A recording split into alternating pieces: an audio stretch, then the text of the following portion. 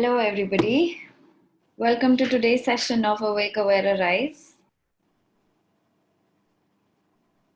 Okay.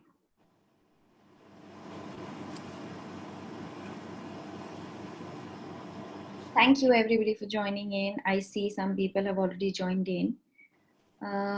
We will start with the session. Thank you for joining. Thank you.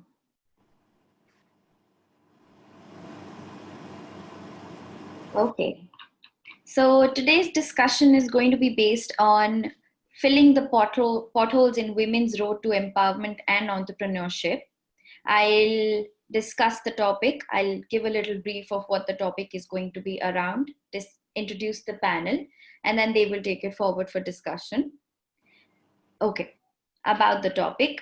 While Indian economy has grown at an average of about 6 to 7% a year since 1991, women's participation in labor force as represented by participation rate has continued to fall over the years.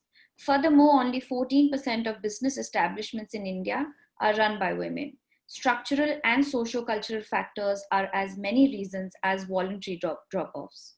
As we see unprecedented levels of economic degrowth on account of the pandemic, there is a need to quickly reimagine the strategy for reviving the economy by tapping the potential of the women workforce.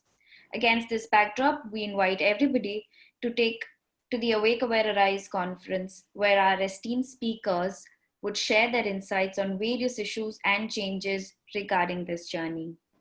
I will now introduce the panel who will take this discussion ahead, starting with Chetna. She is the founder of Mann, Deshi, Mahila, Sahakari Bank.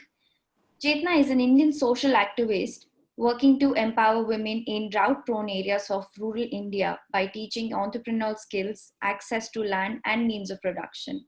Chetna and 6 other women chaired the 48th annual meeting of the World Economic Forum in Davos, Switzerland in January 2018.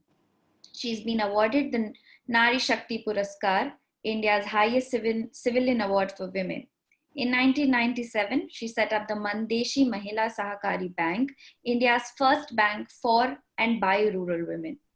Mann Deshi Bank had 100,000 account holders and had loaned over $50 million to support female micro entrepreneurs in 2018. Mann Deshi Foundation runs business schools, a community radio, and a chambers of commerce for rural women micro entrepreneurs. In 2018, it had supported nearly 500,000 women. Welcome, Chetna.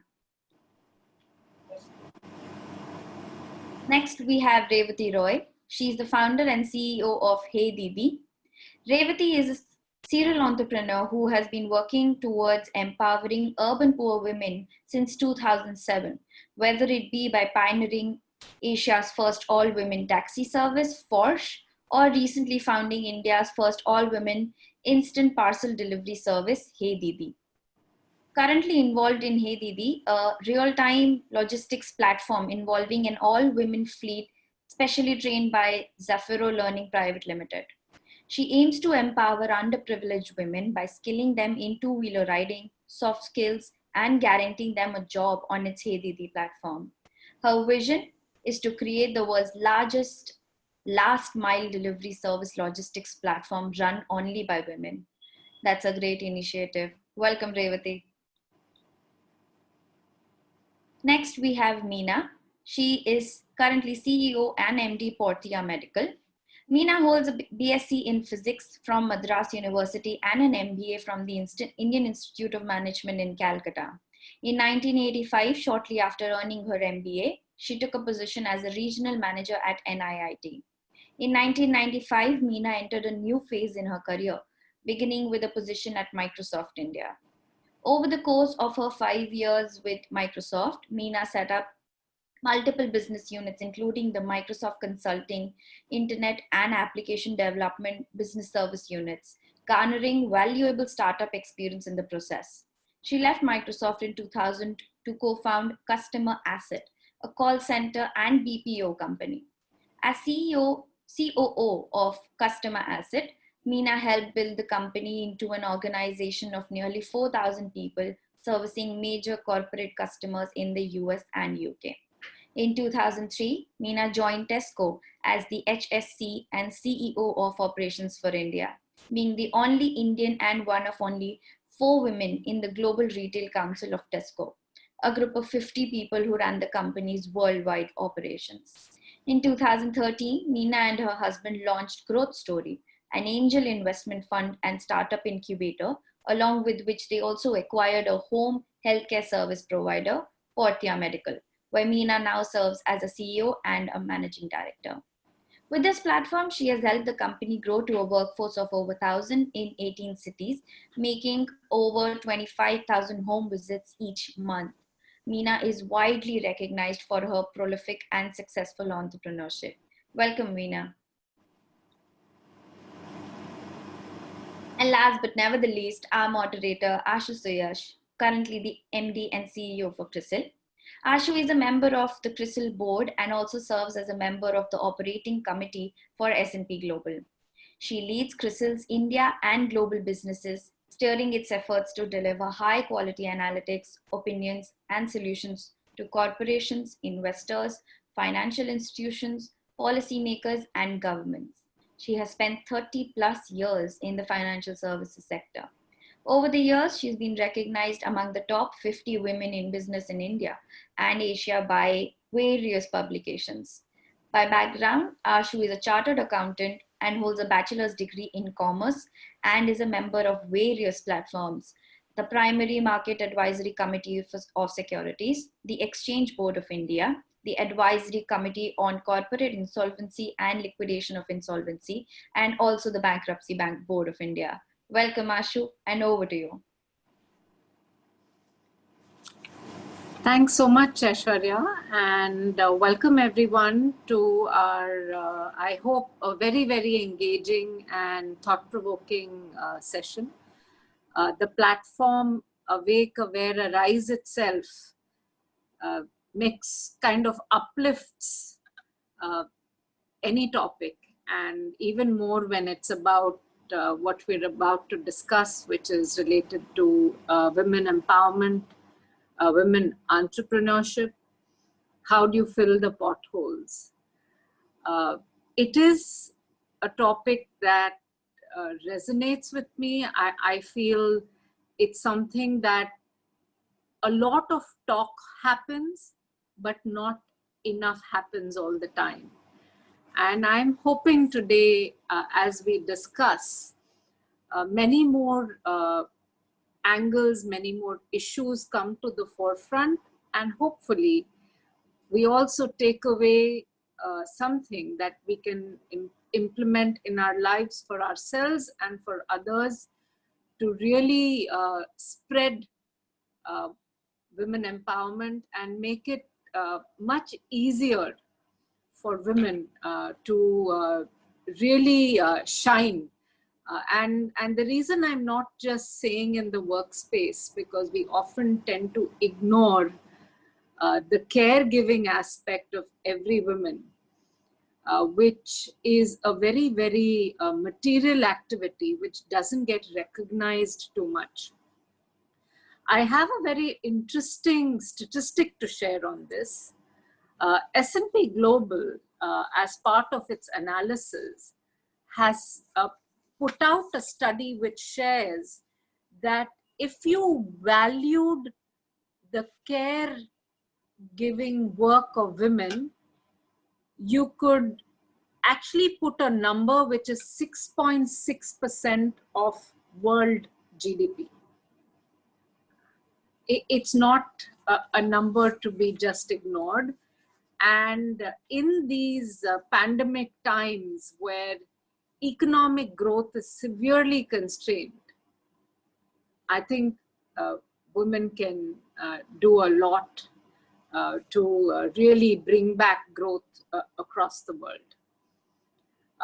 Just as we kick off, I think it's worth pointing out and celebrating the India Air Force Day, and celebrating on this platform, especially because President Ramnath Kovind gave the Nari Puruskar to the first female fighter pilot of the Indian Air Force, the three of them, Mohana Singh, Avani Chaturvedi, and Bhavna Kant.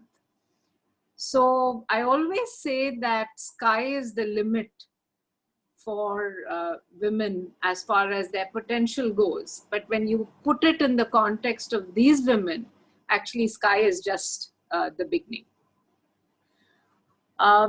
So in today's times, when we're talking about the impact of COVID-19, it's worth recognizing that women are leading the way even on that front.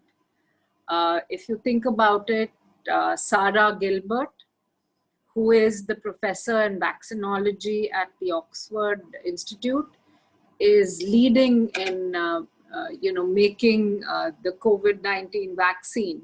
And this is one of the front runners from a vaccine perspective.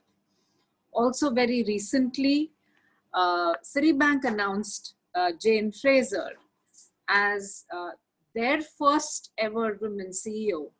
And she's actually going to be the first ever woman CEO on Wall Street amongst the global banks.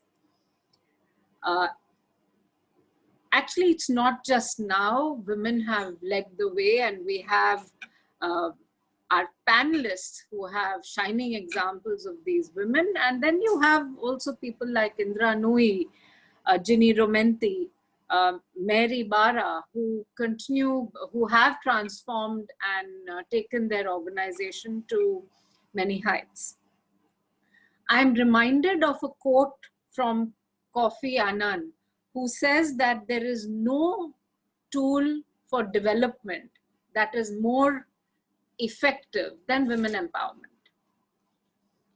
So if I spoke about how we can enhance global GDP, if we count the work of caregivers, let's think about the kind of potential we could unlock from a growth perspective. Even if half of the women population actually took to the workforce. There are studies which actually say that you could add as much as 28 trillion to the world economy by 2025. So the topic that we're going to be discussing is so material. In a world that is starved of economic growth, if we fill these potholes, we empower women, we really pave the way for them to join the workforce, to take up entrepreneurship, I think it would be an immense contribution to the world. So Aishwarya spoke about the falling labor participation, female labor participation rate. And it is quite alarming because the data in 2018 suggests that we have 3 in 4 women forget not working. They're not even seeking work. That somehow, doesn't sit right with me. And as an organization in CRISIL, we actually at the entry level have 44% of our intake being women. So, the data sets just don't add up.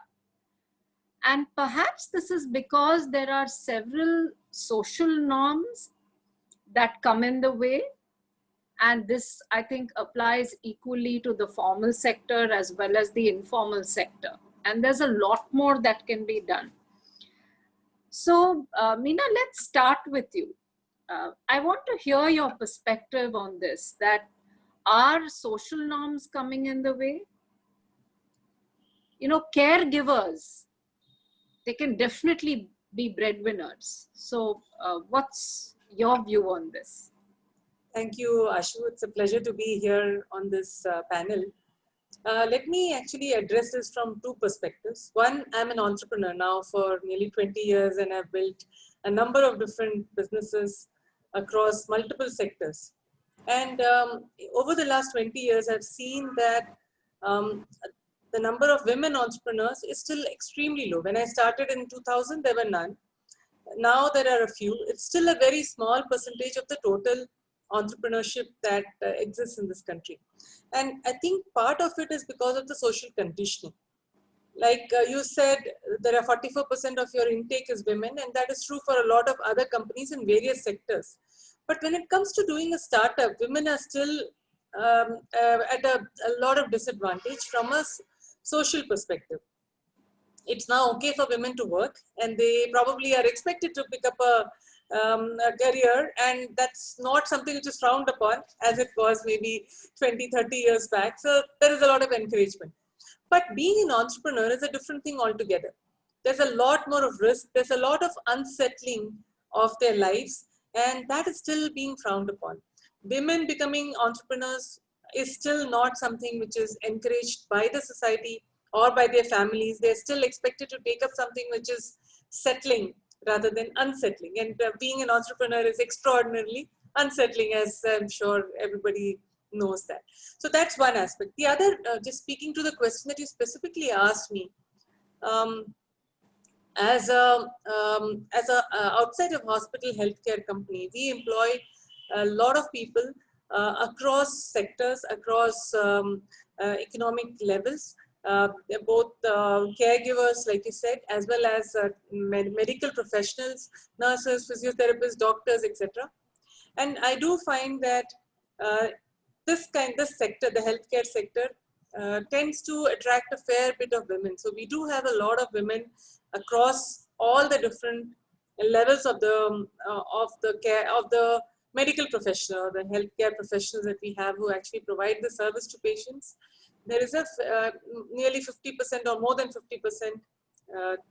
There is a representation, and they do an extremely good job. And absolutely, women tend to be not just great medical professionals, but also have the empathy. They make that little extra to embed themselves within the family in which they are providing the service, or they are able to share not just their skills, but their empathy to the patients that they are serving. So you can actually see a very distinct difference. And I do believe that women tend to be very good in the medical profession. That said, if you look across the medical field, you will find that the hospitals also, a lot of the nurses, probably about 30–40% of the doctors are women. But as you go up the ladder, there are very few women who are in senior positions in hospitals or in the healthcare sector who are calling the shots or making the decisions. So if somewhere down the line there is a ceiling which has prevented them from moving far ahead. Barring a few hospitals such as the Apollo Group, which is of course run by the family and very, very competent women running it, and it's a shining example of what women can do, but you will find that it's few and far between. That said, in the healthcare sector, some of the new age companies such as ours, which are more technology driven, and of course in my case with the woman founder, I tend to have a lot more of women participation. And I'm seeing in the medtech space also there are quite a few interesting technology startups in the healthcare space which are women. Yeah, so sorry for a very, very long answer to your short question. But it does make a lot of sense. So Revathi, given your own journey and the work you do at Deedee, do you think social imbalances come in the way? What's your perspective, and how do you think we can change some of the social issues that come in the way, or even the mindset?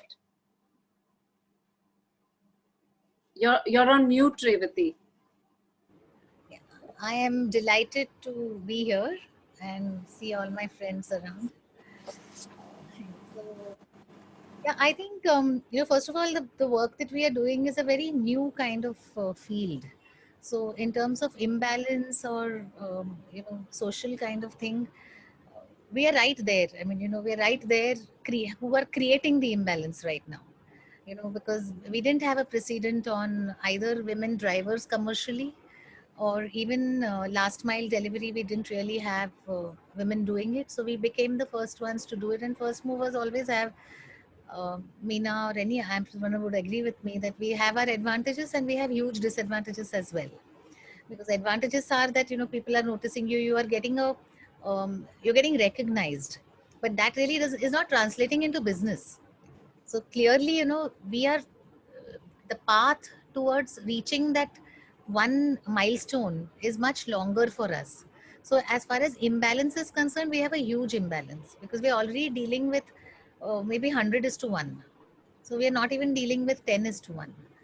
And it is going to take a very, very, very long time in this segment of logistics and last mile delivery where we will even come to balance as 50-50. I don't see it reaching in the next decade also, because and as far as mindsets are concerned, of course mindsets play a very crucial role, because your other than there is one is a major part is a mindset. Because I think if you make up your mind on doing something, you may be able to, at least you will try to do it. But if you say you're never going to do it, then you're never going to try. So that is definitely there with whichever class of human beings you belong to. So, and I deal with the lowest end of the pyramid. So that things are a lot more difficult in that segment.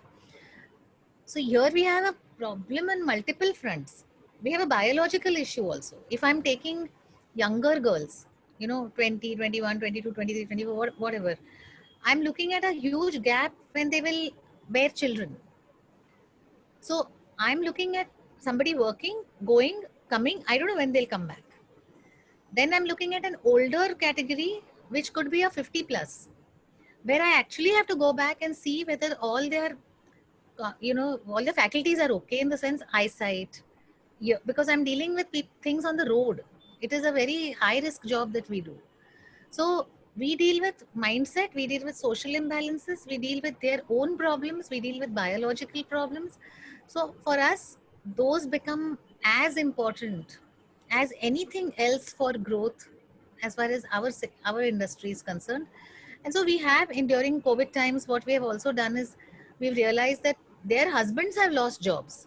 The girls had jobs, but their husbands have gone and lost jobs because they belong to different segments. So we've actually started taking them also now. So we are saying, chalo, let's not put it as a gender thing, that because we have jobs. So since we have jobs, we said, come.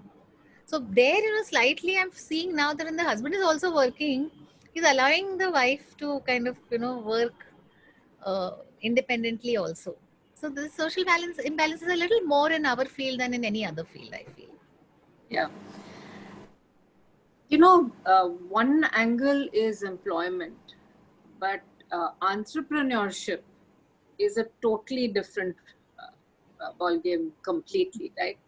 The kind of risk appetite one would need is also vastly different. And when I look at the numbers on the entrepreneurship side, and I think about the number of women entrepreneurs, there are few and far between. And in some ways, you will hardly find women in a lot of, if it's not a case where the daughter or the wife has taken on the baton in a large organization, you don't even see, because of the patriarchal society we live in, women or daughters taking the mantle. And then there are even fewer when you think about setting up your own company. And here I'm reminded of what Plato, the Greek philosopher, said. He said, if you want women to do what the men do, then you have to teach them in an equal kind of way. And education does play a very important role. And when I look at literacy data, and I think about India, the illiteracy rates, because that becomes more relevant, are very, very high when you think of rural India. So Chetna, with the work Mandeshi Bank does, because it's focused on rural India, it's all about encouraging women entrepreneurship there. I would like to hear from you, what are the key challenges the women there face? And in your view, how different is that from the urban side? Thanks, Ashu. And I'm really glad to share the experiences while working with rural women. But, before I talk about the challenges of rural women, I have always experienced with women that they think that we can do everything in spite of no education, no schooling, no travel, no exposure. And I have always get amazed that how do they think that way? I mean, let me give you an example. Recently, post-pandemic, one of the lady migrated from Mumbai because her husband lost the job. She came back, Manisha Jimal, to the village, and she started. Nobody had job, right? So she bought goats and buffaloes for her business, Manisha, and she was married because when on the day of her marriage, she got her 10th result, which she had got 80%. But her mother thought that she does not have enough money to invest in her education. And so she said that I was sitting in my marriage, but I was looking at my mark sheet. And I had no choice, but I couldn't even think that I'll go to higher education. But now after that, she's coming back in the village, and then husband has lost the job. She decides to buy goats and buffalo and start her business. From where she must have got money? It's like, as you mentioned, Ashu, that they are daughters. I mean, parents are not ready, no collateral, but you get from friends and family. Take a risk, right? This is like you borrow. Banks are not giving. Capital is never unlocked for women. That is number one.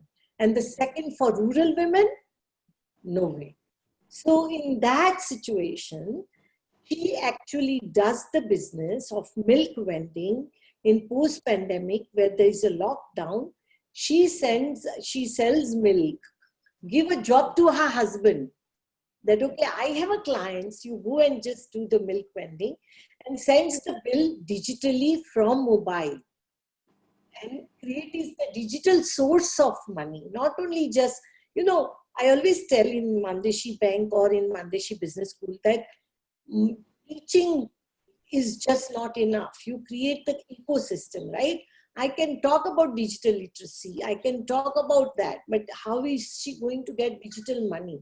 So she uses the app, Mera Bill, and through app she sends the bill and tell her client that send me digitally. So then she creates her own source of digital money. And when I'm saying that when these are the challenges in rural India of connectivity, of not having cell phone with you, not having bank account, forget about loan. In that situation also, Manisha rise, as the topic is like, awake and rise. She rise and get her digital money in her e-wallet and then do digital transaction also. So in such a situation, I see that rural women, their life is fragmented. Nothing comes to them very easily. Women, nothing comes to them very easily. Rural women, no, not at all. But in spite of that, when you see the numbers of India also, right? And you see that microcredit is more than $30 billion industry. Then you raise the question where the money is going. In spite of that, you see that if there is a fund which is declared by government is 10,000 crore, then you raise the issue that why women entrepreneurs, this capital is not unlocked. And so I would just say that, it's so important that economic growth just cannot happen. That is one. MSME growth just cannot happen. That is two. Where the first M, which is micro, and then women entrepreneur, if the capital is unlocked to them, and who will create jobs? I would just say that, our thousands of women are making today more than millions of masks. And these women who are doing businesses from the home, they are creating the jobs. So even if now everything is, we are coming to a new normal. So I would just say that these rural women, in spite of so much of challenges, they are shining. The matter is to recognize that, to invest in them. And I would end with it that Mandeshi has, like, every year we reach more than 80,000 women every year. They start new businesses, they scale it. But I mean, how many Mandeshis are we going to create, right? It's about that, how do you unlock this capital for these women entrepreneurs who do not have collateral, but they have a trajectory, they have a footprint of their cash flow. And so I think the mainstream sector has to reinvent their intervention, reinvent their product and processes, observe these cash flows, and and unlock the capital for these women. Then they will set up the business, they will scale, and they will use all the tools in spite of their non-education, digital tools, and use the e-wallet. So I would just say that they are ready. It's a matter of us to recognize them, observe their talent, and invest in them. Thank you, Chetna. That's a amazing story of self-reliance, actually, right? And how women in these times have become entrepreneurs. And it's about the old proverb, which is proving right, where necessity is the mother of invention. And most of such quotes end up being attributed to women, right? And at the same time, you mentioned that there isn't capital being made available, and it becomes even more difficult if it's a woman entrepreneur, because we don't have those kind of ecosystems that support women. While I know some initiatives are being taken up by the government, at the same time, I think it's not only about leaving things to the government. If I look at the corporate sector, with so many companies being all over the country, and with CSR now being made mandatory, it's been a couple of years now, there is a lot more that can be done from the perspective of bringing women into mainstream. And here I would like to share with you that at CRISIL, for us as part of corporate citizenship, women empowerment is our core theme. And we've really taken up the cause of capacity building and creating that understanding of finance at the rural level, in the poor areas. And we've so far taken Assam and Rajasthan. Both are very well known for their handicraft. If you think about Assam and you think about weaving, and you think about who's at the forefront in both cases, by and large, it's women, and it is micro entrepreneurs. But the problem that happens is that, if the woman doesn't know how to balance the home budget, actually those families go into debt. And we've seen our intervention actually prevent families from going into debt, and more importantly, through understanding finance, understanding a lot of the government schemes, knowing how to make use of them, whether it is opening a bank account, whether it is enrolling for the pension program of the government, or insurance, or medical care, it's always, if you educate the women, then you find that the whole family gets educated and actually progresses. I'd like to understand from our fellow panelists, and I know Chetna has already spoken about it. Meena, let's start with you on what are you doing beyond the core work in terms of really contributing towards the cause of women empowerment. And also, I would say, what more do you think should be done by the corporate sector? So, just like you correctly said, Ashu, that a woman who can balance the budget of the family is the one which will make sure that the family is not getting into debt. I think equally, healthcare tends to remain in the hands of women. They tend to take more accountability for the healthcare of their entire family. And not just their family, I believe their extended families and their communities. The healthcare, the caregiving, the worry about what to do for whom at what point in time is something that women tend to take a lot of leadership in their own communities and families. So a lot of work that we do is around at multiple levels. First and foremost, we work with a lot of rural communities to create employment for women who can become caregivers for families. So there's a lot of work that we do in identifying which are the communities, what kind of people, how do we train them, how do we make sure that they're comfortable when they move into the bigger towns to do these roles. And managing that entire pipeline, that's a very important piece of work that we do. Now, for those people who are actually working with us or are in this particular field and providing services to patients, we invest a lot in training them on not just the skills that they need to run that service that they're doing, but to manage their own personal self. First and foremost, I believe that the woman who is providing a service to somebody needs to have their own self-esteem intact.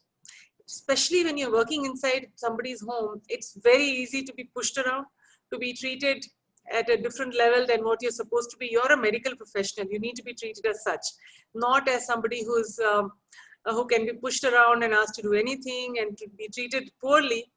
They need to really stand up for themselves. So we spend a lot of time ensuring that each of these women understand how they need to be positioning themselves, how they need to at one hand, they're being empathetic and being the right service provider. How are they taking care of themselves? So this is the second thing which is very important for us. Third is, many of these are probably the first time employed from their family, and many a times they come from smaller towns. They have to send back the money to take care of their families. So again, ensuring that piece is well tied up. They are not squandering, they are not putting the money into a place, it's a black hole, which is never going to come back. How do we ensure that their finances and their future is secure? Now, this is at the individual, at the people who we hire and who become part of our organization. The other is what we do with the communities. We're doing a lot of work now along with the public health system to see how some of the work that we've done around COVID, how do we repurpose it and make it useful so that the community can get a much better end-to-end healthcare system. And here, in most of the cases, it's the women, like I said, whose either their health is being disregarded or they are taking the responsibility of health for their family. Either which way, they are the ones in the forefront. So creating a much stronger healthcare management pathway for them, a long distance, and not long time healthcare pathway, not just episodic, but over their lifetime, is the health of the family and of the community being managed the right way, is something which really empowers the women in those communities. So these are just examples of the few things that we are doing, which would really help, I think, in the long term, make a difference to the individual families as well as the communities. Yeah. No, thank you for sharing that, Meena. Clearly, at this time, it is healthcare, which is most important. And like you rightly said, apart from finance, or if you educate the women about finance, then the budget gets balanced. I think you're very right. It's the women that take charge of the health of their family, their community. And it's so good to know that your work is also covering rural India, because like Chetna mentioned, that's an area where healthcare is not anything to speak of. In fact, beyond the government hospitals, there are no private hospitals. So, Meena, on the rural side, is it really about training them to be able to then come to the larger cities to be care providers? Or are there any plans to really cover rural India as well from Portia's perspective? So Ashu, both the things. First is, of course, it's an employment opportunity, and we do help women get ready for that particular opportunity that's coming their way. But what we are now doing, so let me just roll back of some of the things that we've done during the COVID period. That we've worked with 6 state governments to help them manage COVID positive patients who are either asymptomatic or mildly symptomatic and hence are home isolated. They don't need to go to a COVID care center or a hospital. So, so far about 120,000 patients have been managed by us across the country through remote monitoring of their health, providing teleconsultations, and then working with the government to shift people to hospital if they so need. And hardly 2.5% of these 1.2 lakh patients have had to move to a hospital. Now, in doing so, we put together a very detailed protocol which combines telecom technology, local on-ground presence, as well as doctors to put together a remote solution for long distance and long-term management of health. Now, the same thing we believe can make a big difference in the health of the rural population and semi-urban population where good quality of healthcare is not really available.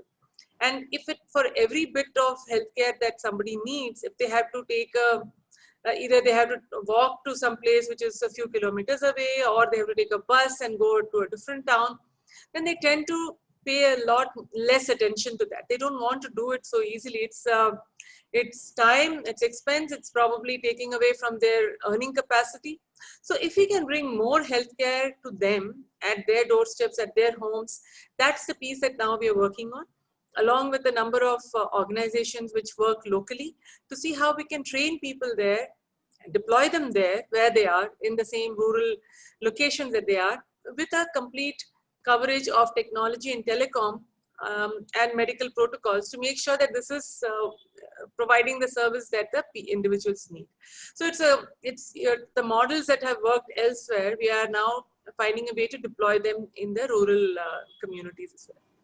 Yeah, no, it's fascinating to see how technology has become a key enabler and almost a kind of savior in this time, where through telemedicine and all of that, you're able to reach out healthcare in places where otherwise there is little or none. Yes. So Chetna, wanted to ask you on how are you creating awareness around the socio-economic disparities and inequalities? Because I know apart from the bank, there is also a business school that you have. So would like to hear your thoughts on this. So actually, while Mandeshi has a business school, and this business school is particularly for those women who have never been to the school. And Deshi MBA courses, and the business school is, the whole idea is that you come to the business school and you don't look for the job as MBAs do. You start a business, right? And that, it's so, I'm so proud to share with you that when now with this whole technology tools, what you are talking and about the financial management, and I'm also proud to share that CRISIL and Mandeshi did this credit rating tool and scorecards for women. So it's like, I got to business school, I know my finance, great. I also weight my finance, I know my cash flows, and based on that, I know that my eligibility of the lending credit is this much. So I think practically how much finance I can handle, right? So business school gives this Deshi MBA where women go through these exercises of getting it, making it simple, wealth cards, that what wealth I have. I own animals, I own land, I own, food grains or wood, all those agriculture as other assets are there. How much value I have. When you talk of equity, talk of all those things, but these women have very clear ideas how much wealth I have it.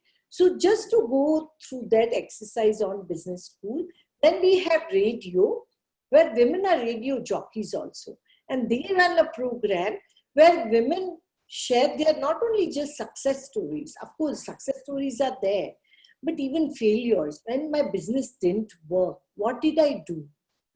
When bank told me we cannot give you loan, what did I do?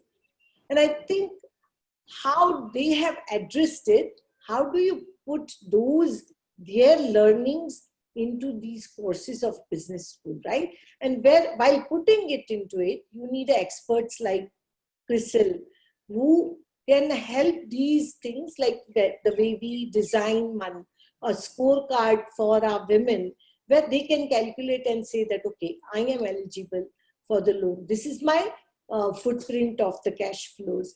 So this is what we work with women, and I'm so glad that in this time where Mandeshi had a doorstep business school also, but now it has a screen business school also, where women come on Zoom and they actually share their business plan on Zoom.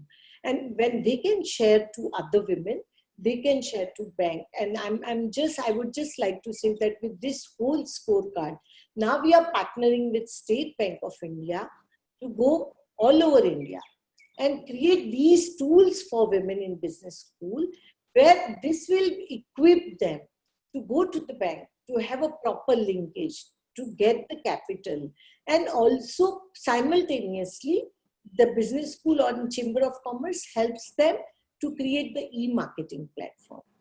So these are different things which we are exploring with radio, and this is all operated by rural women. We have a helpline where our rural women address the women. So that's really fascinating. I mean, it's amazing to see how a business school is not about taking up a job, but becoming an entrepreneur. Really hats off, Chetna, for this absolutely incredible method of creating entrepreneurs. Revathi, you spoke about how in these times you've kind of, in a way, not only just focused on giving the employment for women in Hey Deedee, but their husbands who lost the job. But staying on the theme, what do you think should be done in terms of encouraging more women to join the workforce? So I think one of the things that is very crucial is a woman at least the pyramid that I deal with. Even if they are contributing by way of their salary to the family more than what the husband is contributing, because his money most of the time would go into some drinking and stuff like that. So she's actually contributing a lot more. They don't think of themselves as primary breadwinners. It's always, if there's anything which is wrong in the family, in the sense somebody is not well, whether it's parents, in-laws, whatever, it's she who stays at home. And he says, mere ko jana padega, you stay at home. So that primary, saying that I am the primary breadwinner, I think that one of the things that we educate them or mentor them on this also is that please start thinking of yourself as a primary breadwinner. You are contributing to the family. That's one of the things that I think is very crucial when we are mentoring them. Because when they come to us, and we are doing a lot of capacity building and all that, so when we're doing that, we have to actually mentor their families as well, because it is, unfortunately, whether we like it or not, the point is that if she has to come out of the house, there is a consent needed. We may like to say that no, but women should not be like that. Fine, but well, they should not. But the point is that they are, and nobody wants to create a problem at home, discomfort and a discordant note at home, and then leave home and come to office and work full day on the road, and then go back to a nasty family attitude, which will not help anybody. So we try to mentor the entire family towards that. And so this is one of the things which is very, very dramatic for us to be able to convince them. So then we use a lot of other tools, to make sure that they come to work. I don't know whether I mention it in a lot of places. In this segment of society, it is most of the time not the husband who's allowing her to come out. It is the mother-in-law. It is true. It is the mother-in-law. So we actually have something called a mother-in-law day, where when I'm training every batch of girls, we actually, at the end of their graduation ceremony, after 2 months, we do a small little ceremony. They've never been to, they've never had this opportunity of throwing hats in the air and wearing a jacket and come. So we do all that. It's a nice convocation that we do. So when we do that, that's the time that we call the mothers-in-law, and we call it the mother-in-law day as well. So what we do is, on that day, so this acts as a retention tool also for us. So what we do is, we actually buy a gift for the mother-in-law, and we never buy small gifts. We buy big meaning bulky, not expensive, but bulky. So it could be 1,000 rupee mixie. That 1,000 rupee mixie gets me another 15 girls from that basti when she goes back, because the whole basti is following her to find out ye kya hai, how that this is how the slums are. किसने दिया, क्यों दिया, क्या हुआ, so मेरी बहू के office ने दिया, अच्छा मेरी बहू ये काम करती है, it's like it goes on and on. So immediately after that, we see a spurt of girls coming to us from that basti. So we are utilizing these unconventional and untraditional methods of getting more women to come to work, because I mean, there's no textbook. There's no textbook for us to follow. And while we are talking, and I, I was anyway going to write a mail to Meena, but since we're here, I must express my desire that we actually want to train girls who become those they go and check blood pressure and all that, no? So we want to do a whole lot of thousands of girls doing that, because we have a very great mobilization team which actually does that across many cities and rural areas also. So I actually want to start doing that, because I think there's a great opportunity, considering today's times, that women go out and get these tests and all done in. So I will write a different separate mail for that. So coming to the topic of mother-in-law, the mother-in-law is the very important factor in everybody's life, and we make her feel very important. So she feels very happy with us. She No, sends that her she sends her daughter-in-law, makes sure that the dabba is given to her in her hand, and she goes to work. So, we have. that's fantastic. I mean, it is these things, because obviously, to be able to encourage women, you have to make those interventions which matter. Each Something, country, because yeah, what to do? I mean, I don't see a textbuk formula at all. yeah, yeah. And No, completely. we've lost a whole lot of girls because they suddenly decided that maybe मेरी सास ने नहीं बोला. So, after going through the training, attrition is so high. What do you do? So you might as well please her instead of, doing something with the girl. Yes, absolutely. During the pandemic, right, and obviously it's nowhere close to being over. Uh, we've already discussed examples where there were a lot of migrants that went back to the villages. And not all migrants were the sort of the vegetable sellers or the street vendors. A lot of them were actually construction workers of very large companies. And this is one time where a lot of eyes have turned to large corporations. And, globally, ESG or environmental social governance has become a way to assess how different companies stack up. Even in India, the business social responsibility reporting has started. SEBI, in fact, is requiring companies to provide these details. At our end, we felt that one way to avoid migrants from going back to their villages was to ensure that they got food. Because see, in their lives, they have money for the day or the next day, nothing more than that. So after 2-3 days, there is no money to buy food.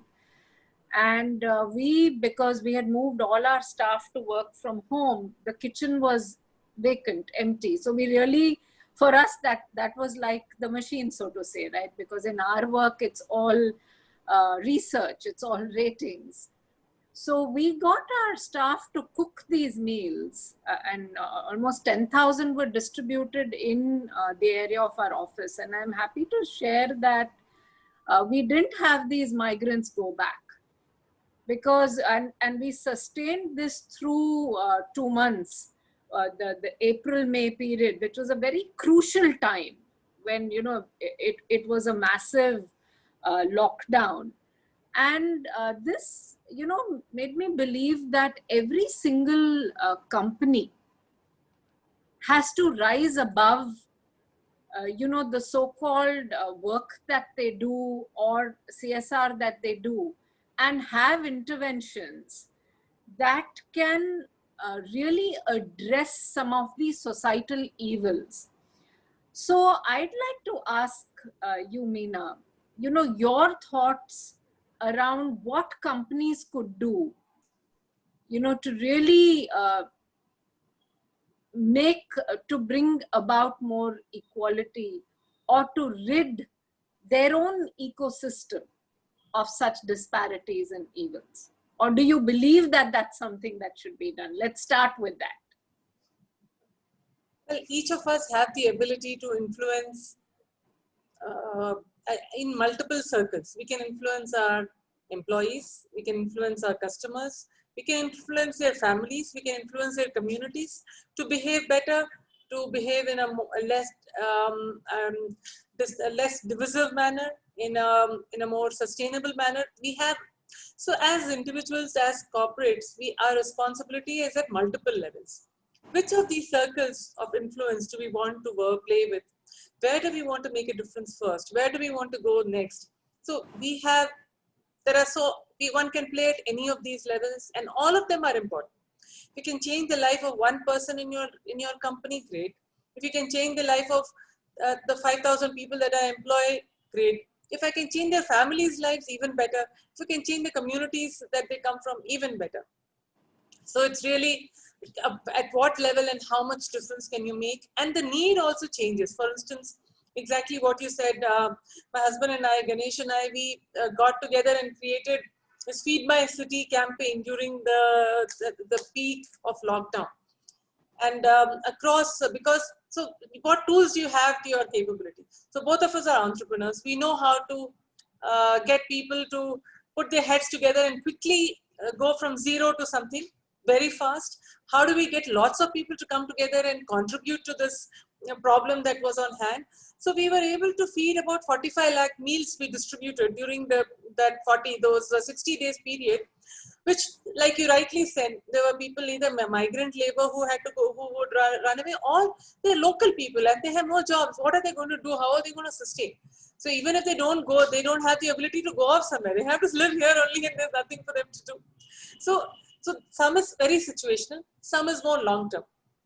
So one has to look at both these axes and both these dimensions and see which circle, at what point in time, with what intervention, for a short period or for a long period. So obviously all of these are important things that we work on as, and like I was saying, we have number of companies. We have Big Basket, we have Portea, we have Home Lane, Freshman. So companies across multiple sectors, and each of them has the ability to influence a whole ecosystem that it has. So we're working with that to see how we can make a difference in their lives. Yeah. So Chetna, coming to you, clearly it's the rural part of India this year, which is actually doing better than the urban part of India. So this is the time where Bharat can really shine. And you're at the grassroots in encouraging women entrepreneurship. You spoke about masks, etc. Could you share with us one or two interventions that you have done at this time to make sure that the rural women actually think on how they can, either grow their business, start their business, and how is that awareness around the new needs that are coming up being taken to them?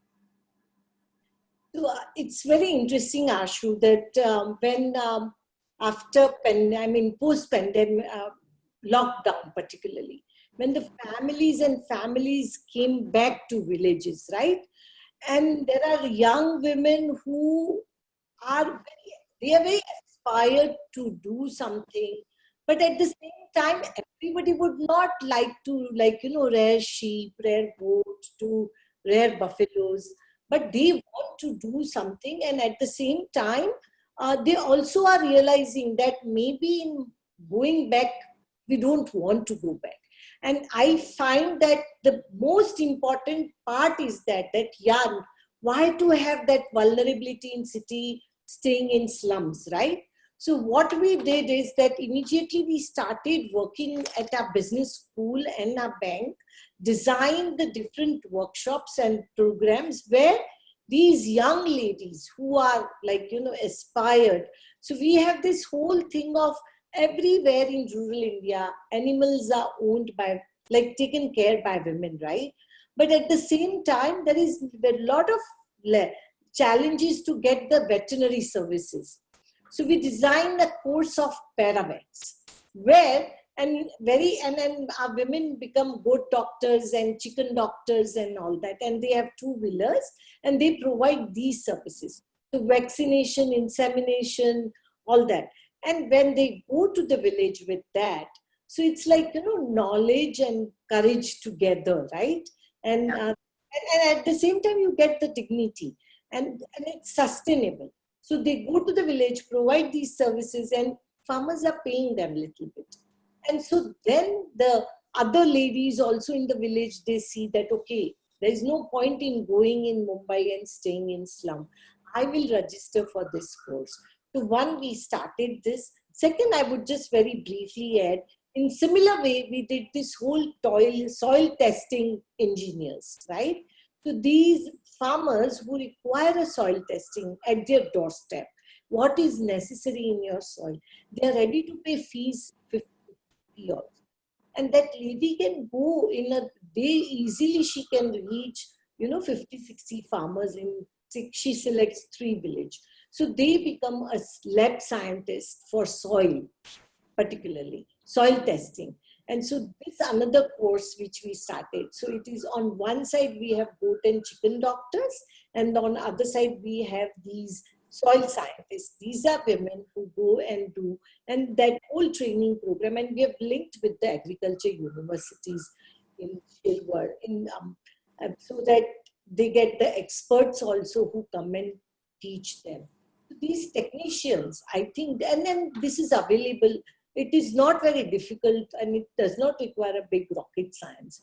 But once they become that way, you'll be surprised that some of our goat doctors, they organize an animal market of buying and selling in the time of pandemic. They did it on WhatsApp. And so many people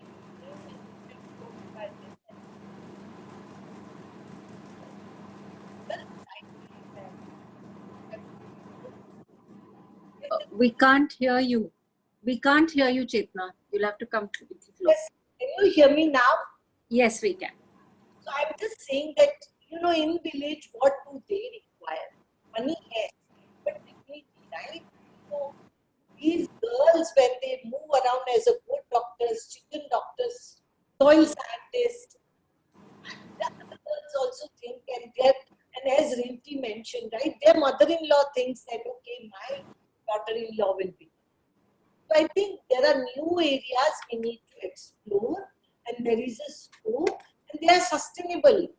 There's no need to be everything grant-based, right? That is very important. And as you mentioned, सब कुछ सरकार करेगा, कितना करेगा? How much government is going to do?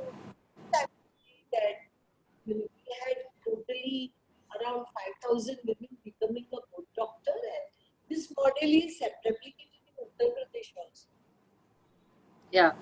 So, Revathi, just before I hand back to Aishwarya,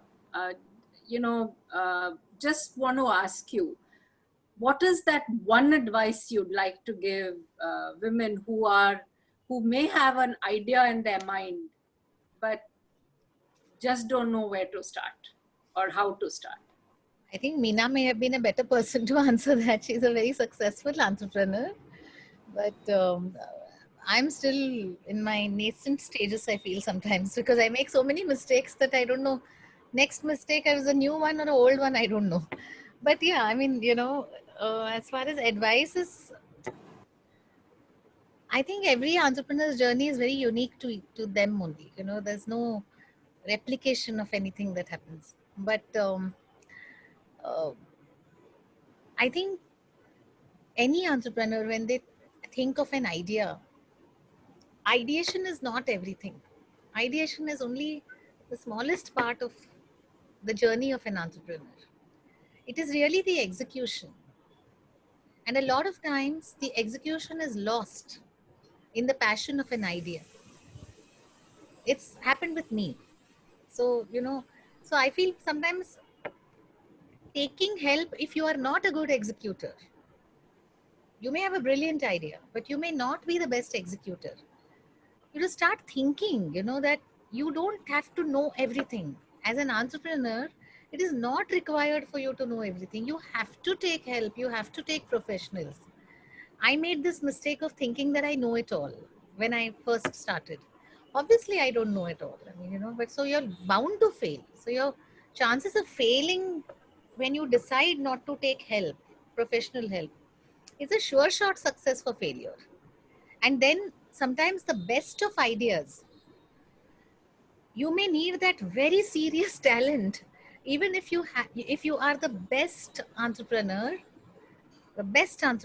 you still may definitely fail, and you may have that serious talent to fail with a good idea because you are not taking help from anybody. So I think taking help from professionals is extremely crucial. I mean, that's that's great. Meena, any last words from you on advice for our women, either who want to see what it takes to get to the next level or want to start a business? So first and foremost, I think self-belief is, in my view, the most important thing, whether you are an entrepreneur or you're a career woman. The belief that you have a potential and you want to maximize it. You may very well believe that that is best done as a homemaker, and that's perfectly okay too. But whichever path you choose, if you decide to take a career or you decide to become an entrepreneur, that self-belief and that desire to push yourself to get to your maximum potential, that is in your hand. You can complain that mother-in-law said this and father-in-law said this and husband did. And I am not in any way denying that any of that is not a problem. It is very much a problem, not just in rural, in urban, not in slums, in well-to-do families, everywhere it's a problem. But at one level, you need to have the spark, you need to have the self-belief, you need to say that I'm going to really put my life behind this because this is so important for me. If you believe so, then you will find a way forward. Most of the times I find that the people who drop along the career path in corporates, and I worked for 20 years in corporates too, that It's not just because of what happens environmentally. It is about you don't believe that this is important for you, you're not fighting hard enough for yourself, that you tend to lose out. So apart from everything else that all of you have said, I think that is another piece that I want to reiterate again and again, which gets lost. Women are not victims. Women need to decide how they stand for themselves, how they make use of the most of all the environmental challenges or supports that they have. They have to maximize that. But the moment you consider yourself a victim of circumstances, then anyway, the game is lost. Yeah, no, that's very well said, Meena.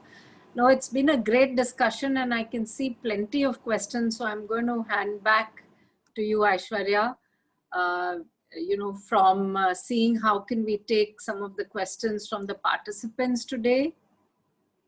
Yes, that was a great discussion, I must say. We have Maya, the COO for CRISIL, here with us, who's going to be mediating the questions. Maya, over to you. Yes, thank you, Aishwarya. Thanks, Ashu, Meena, and Revathi for a very, very engaging and enriching conversation. So many valuable takeaways for all of us indeed. And from the chat box, what I see, so many comments, which clearly indicate that number of points have very strongly resonated with quite a few people. That's what, the comments are indicating. So I have, a couple of questions. And the first question that, I would like to direct it to Meena. And this question is from Bhavna. So Bhavna says, Meena, that hi, I'm into health and wellness coaching space. In India, I feel still not much opportunity in hospitals. It's a closed mindset. As an entrepreneur, how do I take it forward? How can we create more opportunities for health counseling in India's healthcare sector? So, Meena, it would be really insightful to hear from you on this. And thank you, Maya. It's a good question that Bhavna has raised. So I believe that wellness and the focus on maintaining health is not, if I may be politically extremely incorrect, if I may say so, it is not in the interest of the hospital sector. I mean, why would you want to worry about that? So after keeping my political incorrectness aside, that's not the place to go to it. But perhaps the place to reach is the corporates who are very keen to ensure that their employees are well and they're healthy, so that, again, if I may speak to the self-interest of all corporates, is that you want your employees to be well and healthy so that you can contribute the best with you. So just from that self-interest perspective, they are more likely to engage with you. So that's one. The second is, I actually believe that COVID has created an awareness amongst individuals too, that those that are unhealthy, those that have some comorbidities are the ones that are falling sicker and are going into hospitals. Otherwise, for the most part, 90% of people don't have any symptoms. They just, I mean, it's COVID, so fine, it's a flu, you're fine. But the ones which really get impacted are the ones who are sick otherwise. So that has also created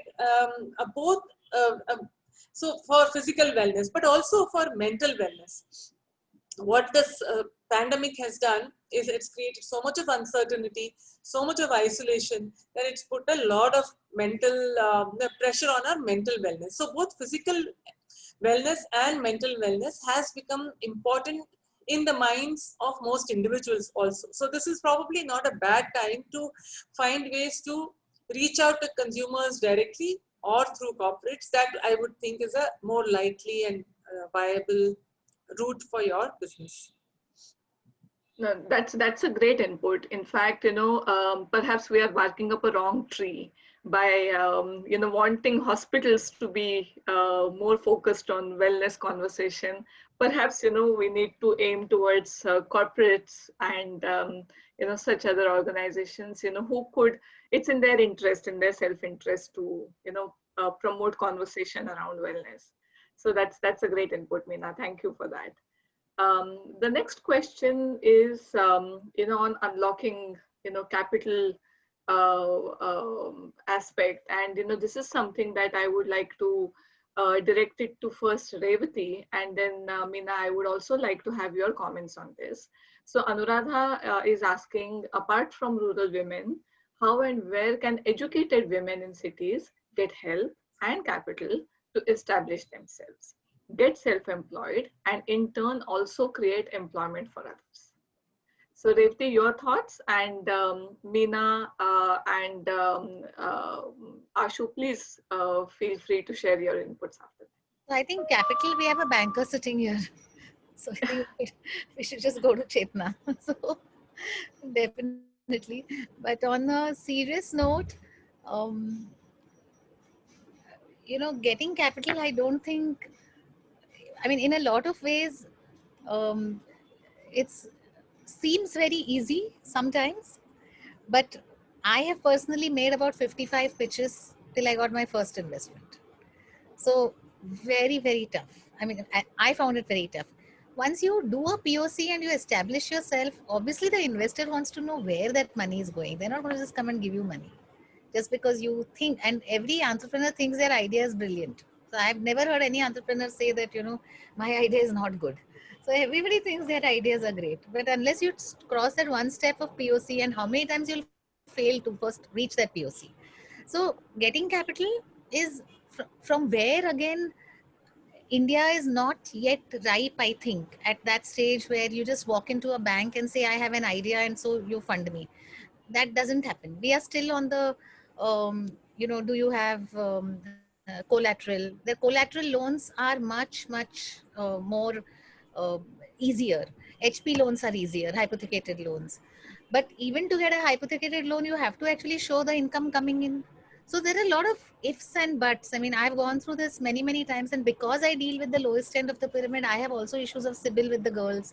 There are a lot of credit rating and stuff which goes on. So it's not as easy. But so capital, I think, is a very, very difficult subject to, kind of generalize. It all depends on every individual's own credit ability to raise whatever finance. Businesses becomes a lot easier when you prove what you have done. So that is one. What was your second question, Maya? So it was not just about capital, but it was also about, seeking help. So how do educated women in cities, where should they seek help from? Yeah. So there's a In very fact, we have Chetna's example where she has created these resources like Chamber of Commerce and Deshi MBAB school. But for women in cities, yeah. perhaps, it's so vast that sometimes we may feel lost. Yeah. So I think there is a my personal opinion. It's why do we always say rural poor? Why is it that rural poor need this? There's a whole lot of urban middle class educated women who actually need a job. They just don't have jobs, they don't have means of earning. In fact, during the pandemic, what has happened with us is that we've had um, the profiles of women who have come to us for jobs during the pandemic I'm talking about, right through the lockdown, where we also gave jobs during the lockdown. There were women who were graduates, there were women who were HR professionals, there were women who came from the retail segment, who were, just not being able to get out and do work. Those are the women who came to us and said, I need help, I need to pay my bills, so can I work? So the only two questions we asked them, do you know to ride and do you know to drive? If you know either of these, we are going to give you a job. So I think the urban class of educated women who would always have probably gone for office jobs, and I don't know whether they want to come and ask for help because maybe it's not in their socially, again, a concept of, whether mentally I can accept it. Is it a mindset? Should I become a rider? Should I become a driver? I don't know. So these things I think are all part of the game. And just 1 week back, I've had a 62-year-old lady, 62, she's all silverhead. She has joined me as a driver. She's just came and said that I have there's no job. I know driving. I can work for 18 hours if you want. She's come and joined us as she came to ask for help. And she just, these are my I get inspired by these girls, women, I get inspired by them. So they have to come and ask. I mean, I don't think there's a chamber which can say that you can go and ask for help here, you can go and ask for help there. वो सब नहीं होता है. But I guess we have to find our way of how to do it.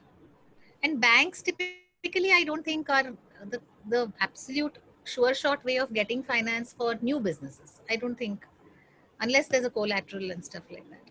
But Chetna can correct me if I'm wrong. So I would also add that in big cities, there is the TIE, which provides a lot of support to women who want to become entrepreneurs. So that's something they can just look up that and go and meet some people. It helps build a network of others like you who have got ideas. There are sometimes separate women's chapters for in TIE. There are other similar organizations which work only with women entrepreneurs, helping them improve their capability, their product, their reach. There are specific funding agencies which only fund women entrepreneurs. So all of this is certainly available and worth. If you're building a funded business, then you want to raise money, there are all these things that need to be explored. Nothing is easy. You have to pitch multiple times to get money, but at least you get connected with the right people, you know how to go about it. Yeah, absolutely. I would just add that, the whole point is that the mentorship aspect, especially when you are, or how do you make the pitch for the first time entrepreneur, becomes a big challenge. And that is where seeking help from friends, colleagues as the first point, somebody who's already done a business, so that you can frame your proposal sensibly and receive, like, they said, if you have collateral, it's a little easier. Otherwise, it's very, very difficult. Then you really start looking at some of the early stage, either the angel financiers or the VCs, and how do you go about it. And I would, to contextualize today, because I have seen a lot of women set up new businesses, and they all are in the essentials category, whether it is food or some form of a immunity care kit, so to say. All of them have actually used the internet and the web very, very effectively to learn and to spread the word, because platforms such as Quora, for example, they're available to anybody who can read and write, right? And the beauty is you will have people who will connect you to others. So leveraging the internet is become even more important today, because there are so many institutions who you do not know how to go to, right? There are so many who are working from home that you just don't know who to go and seek help from. So I would actually urge a lot of women, rural, urban, wherever, to really get some of the answers. Then you'd be surprised on how easily and how quickly you get a response. Yeah. And by experienced professionals, actually, which in the normal time would not really have the time or the bandwidth to help. Right. So Chetna, as a banker, how do you solve this capital conundrum? Because you must have been experiencing a number of prospective borrowers who do not have the luxury of having a collateral, and most of them would be first-time entrepreneurs. So, the fact that you run a bank, you have to be mindful of your NPAs, but at the same time, you also want to encourage a whole lot of women to take up entrepreneurship. So how do you balance these two objectives? First, respond would be that simple thing is that when I'm putting my new business, nobody is going to come and invest, right? But at the same time, there are, particularly in this country, India is risk averse as far as investment is concerned. And when I say that, I don't say it with complaint, actually. Why I say is that things are quite complicated here, right? For investor also. Now, say I get so many friends who would say that I want to invest in a business of women with whom you are working. Huh? And when I talk to our women, like who is making masks, who is in textile, who is in food industry, she doesn't have a structure. Now, if she doesn't have a structure, where that investor is going to invest? Now, I am again not complaining that why she doesn't have a structure. Because to form a simple company in this country is so difficult, right? LLP or private limited or whatever. And we don't even, at our bank, we don't even talk to that level. We don't even tell women that, form the private limited company, then the investment will come. No. Or then the credit will come. No. Have a simple things are like, have a udyog aadhar, proof of some businesses what you are doing, have your trajectory of which I mentioned before also about your cash flows. Those, and unless you have this, then people would know, right, that yes, this is the way I would invest. That is first reaction. The second, which I want to tell entrepreneurs, that those who want to start business, they shy away from giving high returns. I mean, it's not, shy away. They feel so much of risk from the entrepreneur side.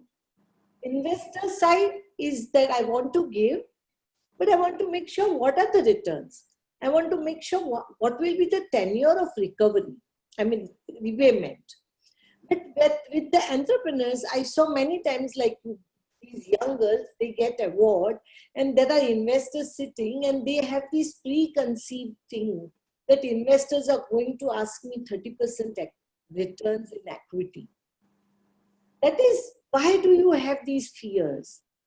Talk to them, negotiation. I feel that we do not, and I absolutely agree with you, Ashu, that, we are a bit scared of negotiating.